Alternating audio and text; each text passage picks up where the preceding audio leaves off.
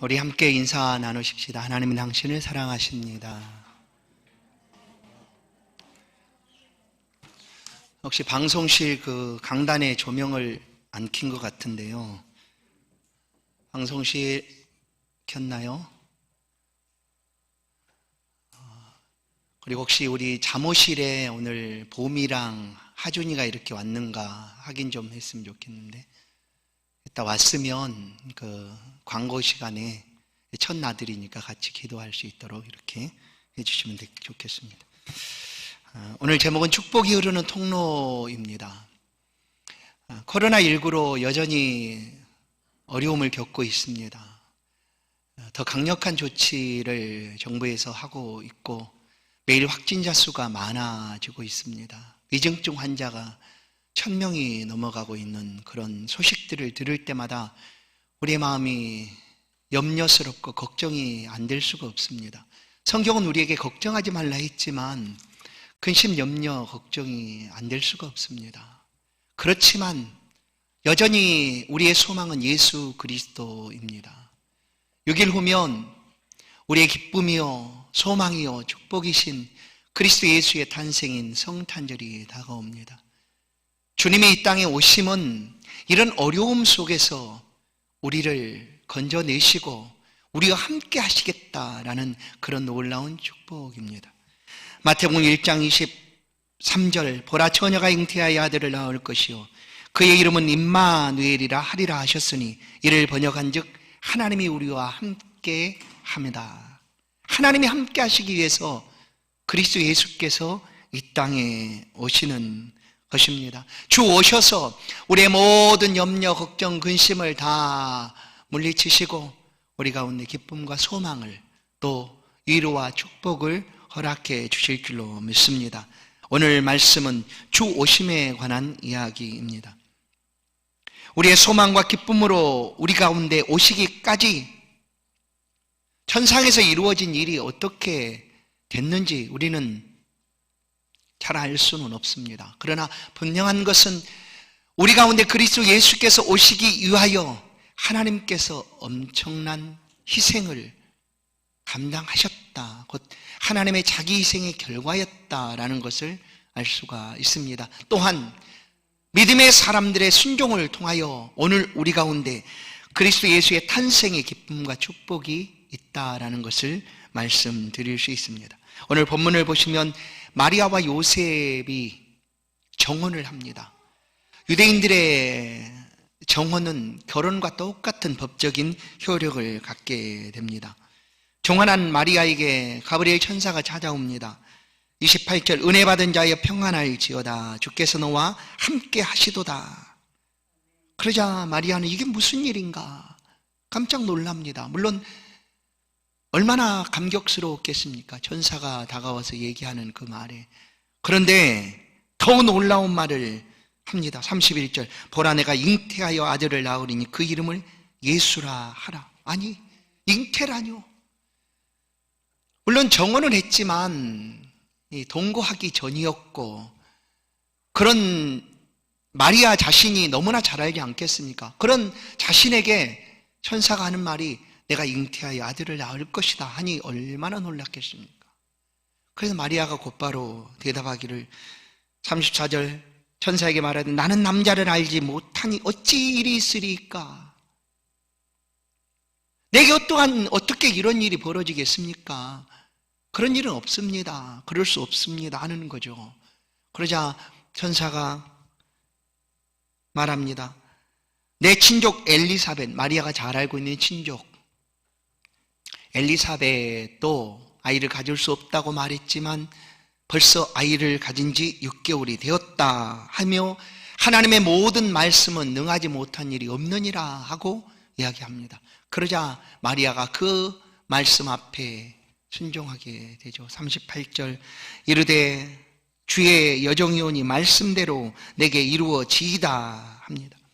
성도 여러분, 이렇게 이 땅에 그리스도 예수의 탄생이 이루어지게 되었습니다. 주님이 오시기까지 천상에서 어떻게 무슨 일이 벌어졌는지 우리는 정확하게 알 수는 없지만 말씀드린 대로 하나님의 희생이 얼마나 컸는가를 우리는 알 수가 있습니다. 이 땅에 우리의 소망이요, 평화요, 축복이신 그리스도 예수께서 오시기 위하여 이와 같은 하나님의 희생하심이 있었다라는 사실이죠. 하나님이 우리 가운데 직접 찾아오신 사건입니다. 하나님께서 우리 가운데 오셔서 우리와 함께 하시겠다라는 것입니다. 이 고통스럽고 어려움 속에 처해 있는 우리의 모든 연약함까지도 하나님이 아시고 해결해 주시고 함께 하시고 떠나지 않고 붙들어 주시겠다 하시는 말씀이죠. 그렇게 하나님께서 우리 가운데 찾아오셨습니다. 예수 그리스도의 성탄은 하나님이 오신 사건입니다. 하나님이 언제나 찾아오시는 분이십니다. 여러분 생각해 보세요. 우리가 하나님을 찾았던가? 아닙니다. 하나님이 우리를 찾아오셨습니다.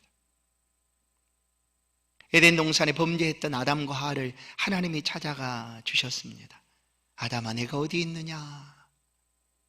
광야에서 40년 동안 양치기 하던 모세를 하나님이 호렙산 떨기나무에서 찾아오셨습니다.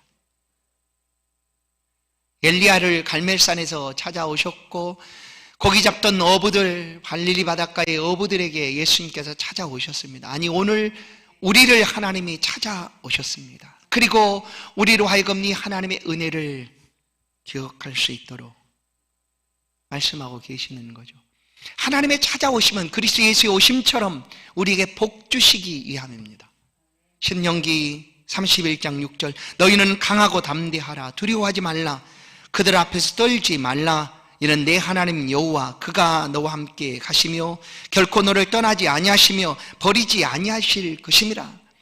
하나님이 오셔서 우리를 떠나지 않고 버리지도 않고 우리의 삶에 함께 하시겠다. 그래서 임마누엘입니다. 임마누엘. 하나님이 우리와 함께 계시다. 지금 우리는 참 어려운 시간들을 보내고 있습니다. 코로나19라는 전례 없던 그런 엄청난 질병이 온 세계를 뒤덮었습니다. 순간순간 어려움 속에 또 근심 염려 가운데 있습니다. 바로 이런 순간에 그리스도의 오심을 통하여 다시 한번 위로와 축복과 소망이 회복되도록 하나님이 은혜 베푸시겠다 하시는 말씀입니다. 칠흑 같은 밤바다를 지나던 예수님의 제자들이 그 풍랑으로 인하여 배가 파손할 위기에 놓여 있었습니다. 그때 바다 위를 예수님이 걸어오셔서 그 제자들을 보시고 안심하라, 내니 두려워 말라 하십니다. 성도 여러분, 우리에게 다가올 그리스도 예수의 탄생의 소식, 주님이 우리와 함께 하시기 위하여 우리 가운데 오셨고 또한 우리의 모든 근심, 걱정, 염려를 물리치시기 위하여 우리 가운데 다가오시는 축복의 시간인 줄로 믿습니다. 이 소식을, 이 소망 안에 거하시는 성도 여러분의 심령 속에 하나님의 축복하심이 있기를 간절히 소원합니다. 하나님께서는 자기 희생을 통하여 우리 가운데 이와 같은 축복의 은혜를 베풀어 주셨습니다. 하나님의 희생이 없었다면 우리 가운데 성탄의 은혜는 없습니다. 성탄의 축복은 없습니다. 그런데 하나님께서 친히 우리 가운데 찾아오셨습니다. 빌립보서 2장 6절 8절, 그는 근본 하나님의 본체시나 하나님과 동등됨을 취할 것으로 여기지 아니하시고 오히려 자기를 비워 종의 형체를 가지사 사람들과 같이 되셨고 사람의 모양으로 나타나사 자기를 낮추시고 죽기까지 복종하셨으니 곧 십자가에 죽으심이라. 하나님과 본체셨다라고 얘기합니다. 예수 그리스도는 하나님 자신이었습니다. 하나님과 본체이신 그분께서 우리 가운데 오셔서 죽기까지 복종하셨습니다. 그리고 우리 가운데 우리가 기대하는 성탄의 은혜와 축복을 허락해 주셨습니다. 이 땅에 하나님의 축복이 다가오기까지 하나님의 절대적인 희생이 먼저 있었다라는 사실을 우리는 기억합니다. 그 하나님의 축복하심이 세상 속에 흘러가도록 하기 위하여 또 믿음의 사람들의 놀라운 순종이 함께 있었음을 오늘 본문은 우리 가운데 가르쳐 줍니다. 이 땅에 축복이 흐르는 통로가 있습니다. 물론 사람들을 통해서죠. 뿐만 아니라 믿음의 사람들을 통해서 그 하나님의 축복하심이 세상에 흘러가도록 하나님께서 역사하고 계십니다. 믿음이 아니었다면 마리아가 어떻게 이 말씀 앞에 순종하겠습니까? 믿음이 아니고서는 하나님을 볼 수도 없고 하나님의 말씀을 들을 수도 없고 그 말씀을 우리의 삶에 담고 살아갈 수가 없습니다. 믿음입니다. 마리아는 말씀 앞에 믿음으로 서게 됩니다. 믿음으로 반응했던 수많은 믿음의 사람들, 그들의 인생이 달라졌다라는 사실을 우리는 기억합니다. 바로 여기에 있는 저와 여러분도 믿음으로 말미암아 삶이 달라지게 된 것이죠. 성경의 믿음의 인물들 가운데 대표할 만한 아브라함이 소개됩니다. 그는 갈 바를 알지 못하고 본토 친척 아비 집을 떠났다라고 얘기합니다. 어디로 가야 될지 어떻게 나아가야 될지 알지 못합니다. 그러나 그가 나아가게 된 단 하나의 근거는 믿음이었습니다.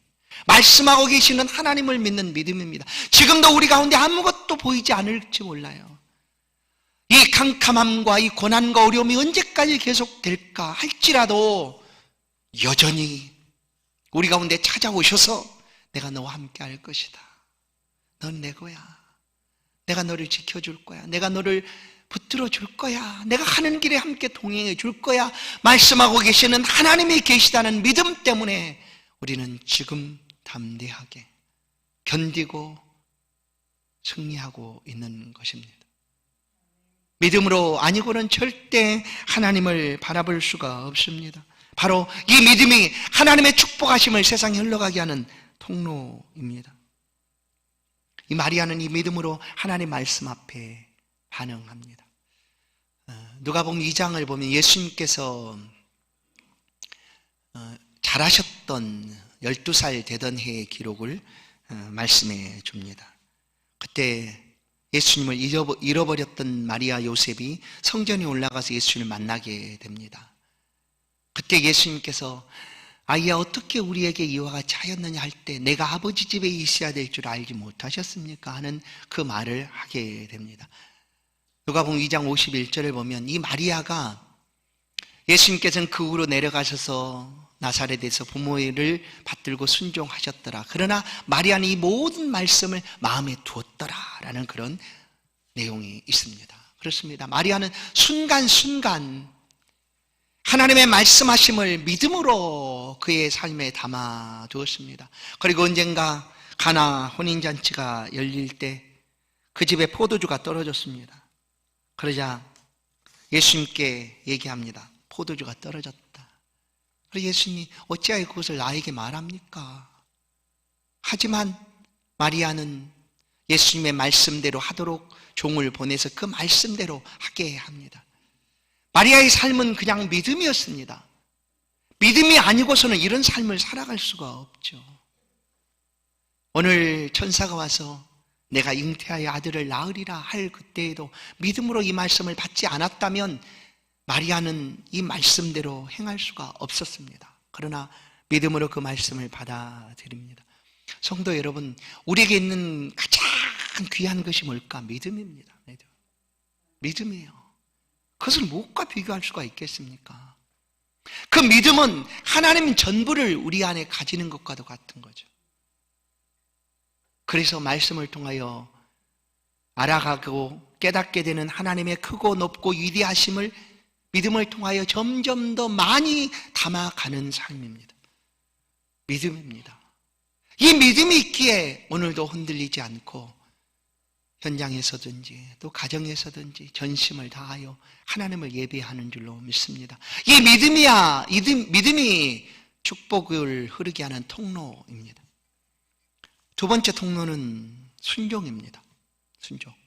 하나님은 당신의 일을 행하실 때 하나님이 직접 하실 수 있습니다. 그렇죠?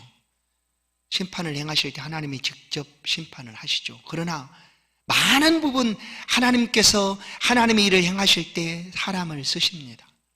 하나님이 사용하십니다. 그래서 주께 쓰임받는 인생은 복된 인생입니다. 하나님이 사용하시는 인생은 복된 인생이죠. 오늘 우리는 하나님의 영광을 위하여 부름받고 쓰임받는 삶을 살고 있습니다. 하나님은 예배를 가장 기뻐하시는 하나님이시고 그 예배를 통하여 하나님을 알아주고 높여줄 때에 하나님이 기억하고 계십니다. 하나님 우리를 쓰시고 있다는 것, 우리는 축복된 그런 복된 삶을 살고 있는 것입니다. 때로는 우리처럼 연약할지라도 하나님 우리를 쓰시겠다, 우리를 동역자 삼으십니다. 일꾼 삼으십니다. 때로는 사역자도 삼으십니다. 그런데 하나님께서 어떤 사람을 이렇게 쓰시는가? 최종적으로 한 가지 거쳐야 될 단계는 순종이라는 단계입니다. 순종이죠. 순종의 단계를 지나 하나님 앞에 온전히 쓰임받을 수가 있습니다. 아브라함은 12장에서, 창세기 12장에서 부름을 받습니다. 그리고 아주 오랜 시간 100세가 되어서 아들 이삭을 얻게 됩니다. 그런데 하나님이 창세기 22장에서 아브라함아, 너 독자 이삭 나한테 바쳐라 합니다. 그 바치는 방법도 당시에 하나님께서 인신공양을 드리라는 말씀은 성경에 없습니다. 그런데 그와 같은 방법으로 바치라는 거예요. 그러니 아브라함이 얼마나 마음에 걱정이, 아니면 내가 믿는 하나님이 정말 이런 분이신가 하지 않았겠습니까? 아들을 바치라고 하니 하나님 너무하시지 않습니까? 아니 100살에 준 아들을 왜 또 그렇게 바치라고 합니까? 바치되 어떻게 세상에서 행하는 그런 악한 방법을 통해서 바치라고 하십니까? 하는 것이 아브라함의 본 마음이 아니겠습니까? 이것이 아브라함의 상식이 아니었겠습니까? 내가 믿는 하나님이 이런 하나님이 아니다 할 수 있지 않겠습니까? 그런데 하나님은 그 순간 아브라함의 순종을 보십니다. 그 후에 하나님이 쓰시는 거죠. 아브라함은 자기의 생각, 자기의 상식, 자기가 가졌던 뜻, 의지 모든 것 내려놓고 오직 한 가지 하나님의 말씀 앞에 전적으로 순종합니다. 이렇게 말씀할 수 있었지만 하나님 너무하십니다. 난 못하겠어요. 그런 하나님이라면 난 못 믿겠어요 할 수도 있겠지만 그거 다 내려놓고 말씀하고 계시는 하나님 앞에 완전히 전폭적으로 순종을 합니다. 그것이 아들을 드립니다. 하나님이 말씀하죠. 내가 내 아들 독자라도 아끼지 아니하고 행한 것을 보고 하나님께서 그것을 아브라함의 의로 믿음으로 여겨주셨다라고 말씀을 합니다. 그렇습니다. 우리가 오늘 하나님 앞에 쓰임받기를 원하십니까? 그러면 순종이라는 그 단계를 반드시 넘어가야 합니다. 참 어렵죠. 우리 편에서 너무나 어려운 일입니다. 왜냐하면 내 생각도 있고 내 뜻도 있고 내가 가졌던 여러 가지 상식들도 있고 경험들도 있으니 이것을 다 내려놓고 순종한다는 것 참 어렵습니다. 그렇지만 순종을 하게 되면 그 이후에 하나님께서 동역자로, 일꾼으로, 사역자로 아름답게 사용하신다라는 것이죠. 오늘 마리아를 보십시다. 마리아는 요셉과 정혼을 했지만 아직 동거하기 전입니다. 물론 법적으로 부부의 효력은 가지게 되었지만 아직 동거하기 전이었어요. 그런데 천사가 내가 잉태하여 아들을 낳으리라 라고 말합니다. 마리아가 그것을 어떻게 받아들였을까요? 마리아의 상식으로 그것이 가능하지 않다라고 여기지 않았겠습니까? 그렇죠. 그러면 이게 무슨 가능한 일입니까? 나는 아직 남자를 모릅니다 라고 얘기합니다. 마리아가 아직 나는 34절 나는 남자를 알지 못하니 어찌 이 일이 있으리요 라고 얘기하죠. 그런 일이 절대 없습니다. 일어날 수도 없습니다. 가능하지도 않습니다. 맞습니다. 이 땅의 모든 인류의 출생은 딱 한 가지 방법을 통해서 태어납니다. 그게 바로 결혼 제도라는 제도를 통해서 부모를 통해서 출생하는 방법이죠. 그것이 인류의 출생법입니다. 딱 한 가지죠. 물론 신화를 통해서는 우리가 알고 있는 신화들을 보면 알에서도 태어나는 일이 있습니다. 돌에서도 돌을 깨고 태어나는 그런 이야기도 있지만 그건 다 신화, 만들어진 이야기일 뿐 생명이 출생하는 방법은 오직 이 한 가지 방법입니다. 한 가지. 이 방법 외에는 다르게 출생할 방법이 없습니다. 그러니 마리아는 그렇게 얘기할 수 있지 않습니까? 아니, 이것은 일어날 수 없는 일입니다. 나는 아직 그런 일이 없거든요. 남자도 모르는데 내게 어떻게 잉태가 된다고 말하십니까? 무슨 소리 하십니까? 하고 거절하거나 또 순종하지 않을 수도 있죠. 그런데 마리아는 자기의 모든 것들을 내려놓고 순종합니다. 왜? 인류 역사상 앞으로도 없을 것이고 오직 딱 한 번의 방법으로 태어난 출생, 그것이 바로 성령으로 출생하는 성령 잉태입니다. 앞으로도 없어요. 있을 수가 없죠. 오직 예수 그리스도만이 이렇게 출생하게 되었습니다. 바로 그 이야기를 천사가 알려주는데 어떻게 알겠어요? 인간의 지식으로, 경험으로 가졌던 모든 상식으로 어떻게 이것을 이해할 수가 있겠습니까? 내가 알지 못한다고, 내가 이해하지 못한다고 믿음이 없습니까? 그렇진 않죠. 근데 많은 사람들이 이런 결단의 순간에 나는 알 수 없고 이해할 수 없으니까 못 믿겠다 하죠. 순종하는 것을 꺼려합니다. 그러나 마리아는 그 순간에 결단합니다. 생명의 결단을 하게 되죠. 그럼 왜 예수님께서 이와 같은 방법으로 우리 가운데 오셔야 했을까? 모든 일은 범죄하였고 그 죄로 인하여 하나님 앞에 도무지 갈 수가 없습니다. 하나님이 인류를 만드시고 너와 나는 따로따로 그렇게 만들지 않았거든요. 그 만드신 인류를 통해서 하나님의 마음껏 기뻐하시고 영광을 받으시고자 함이었는데 그 죄로 인하여 하나님과 멀어질 수밖에 없습니다. 하나님 가까이 하시고자 한다 한들 가까워질 수가 없습니다. 그래서 이 죄를 없이 하시기 위하여 예수 그리스도께서 우리의 모든 죄의 대속물 되시기 위하여 이 땅에 오셔야 했습니다. 그런데 여자의 몸을 통해서 오면 이 정상적인 출생법 있지 않습니까? 그 방법대로 오면 여전히 그 죄가 전가가 돼서 예수님도 죄를 안고 태어날 수밖에 없죠. 그러나 예수님은 다른 출생법, 단 한 번의 방법, 성령 잉태를 통하여 마리아의 몸속에 잉태하게 됩니다. 그래서 히브리서는 예수 그리스도는 우리와 다르지 않습니다. 완전한 인간이십니다. 똑같습니다. 단 하나 다른 것이 있다면 그것은 죄가 없으시다라는 것뿐이에요. 그런데 그 죄가 없으신 그 예수께서 죄 없이 이 땅에 오셔서 모든 인류의 죄를 다 짊어지시고 고난을 받으셔야 했습니다. 얼마나 힘드셨겠습니까? 얼마나 그 죄짐의 무게가 컸겠습니까? 그래서 우리 가운데 주님이 오심은 축복이지만 하나님께서 자기 희생, 이런 희생을 통하여 우리 가운데 주어진 축복이다라는 사실을 우리는 잊을 수가 없는 것이죠. 마리아는 자기의 모든 생각, 경험, 의지, 뜻을 다 내려놓고 말씀하옵소서, 주의 여종이 오니 말씀대로 이루어지이다 하고 순종을 하게 됩니다. 이 순종하는 순간이 결단이라고 우리는 표현합니다. 믿음은 결단하는 것이죠. 우리가 예수를 믿는다는 것은 마리아의 결단처럼 똑같은 결단을 하고 있다는 것입니다. 아, 나는 그런 큰 결단이 아닙니다. 내가 예수를 선택했다는 순간 이미 우리는 이 생명의 결단을 한 거예요. 예수를 믿으면 생명을 얻는 것이고 믿지 않으면 생명을 잃는 것입니다. 그래서 이 결단하는 순간 우리는 마리아처럼 생명을 결단하는 거예요. 왜냐하면 마리아는 처녀가 잉태하였다라는 이야기가 사람들에게 들려지면 율법을 따라서 돌에 맞아 죽어야 하는 그런 사람이었습니다. 자기가 결단하게 되면 자기 몸속에 처녀인데 몸 안에 잉태가 되었으니 숨길 수 없는 그 모습을 보고 사람들이 돌을 칠 거 아니겠습니까? 그 생명과 맞바꾼 결단이라는 거예요.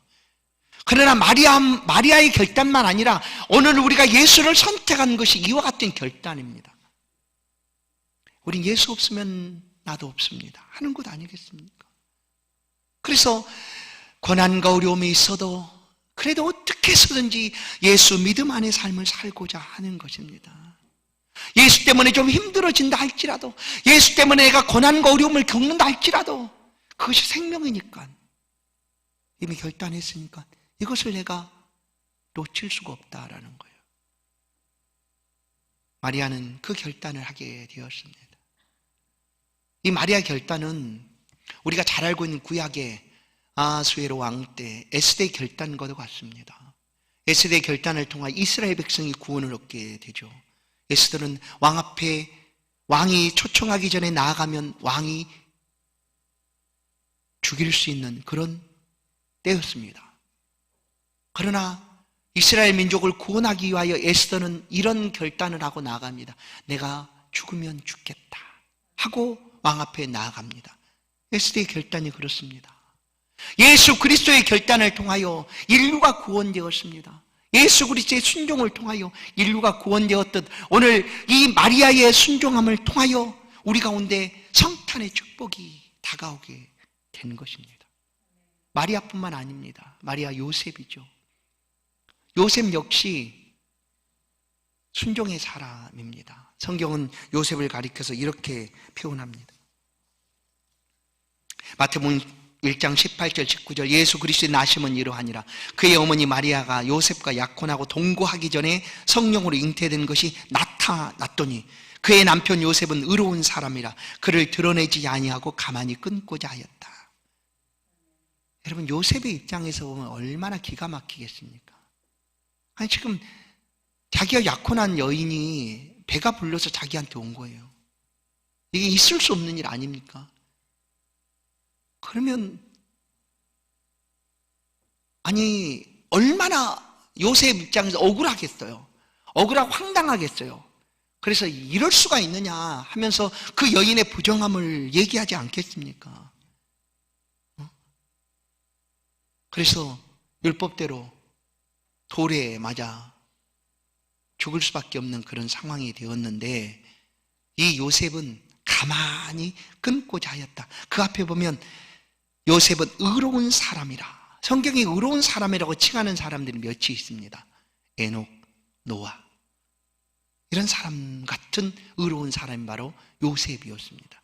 얼마나 그 성경이 그 하나님을 섬겨가는 믿음이 얼마나 얼발랐으면 하나님께서 그를 인정할 때 의롭다라고 표현을 했을까.